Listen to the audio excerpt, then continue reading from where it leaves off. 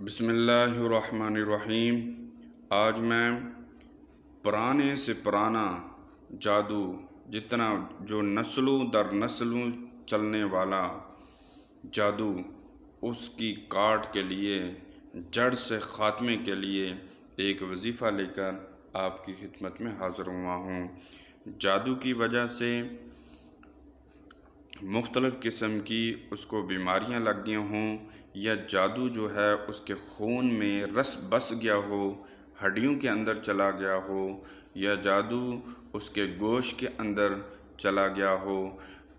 انسان کے کسی بھی اعضاء کے اندر چلا گیا ہو، اس کو ہٹانے کے لیے، اس کو جڑ سے ختم کرنے کے لیے یہ وظیفہ پڑھیں۔ انشاءاللہ گوشت سے بھی، ناخنوں سے بھی، آنکھوں سے بھی، دل دماغ سے بھی، معدے سے بھی، خون کے اندر سے بھی،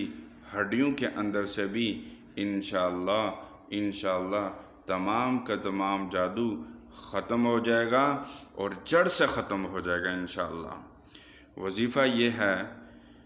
افحسبتم انما خلقناکم عبثا وانکم الینا لا ترجعون فتعالی اللہ الملک الحق لا الہ الا هو رب العرش الکریم ومن يدع مع اللہ الہا آخر لا برہان له به فانما حسابه عند ربه انہ لا یفلح الکافرون وقل رب اغفر وارحم وانت خیر الراحمین۔ اور اس کے بعد آپ نے سورۃ فلق اور سورۃ الناس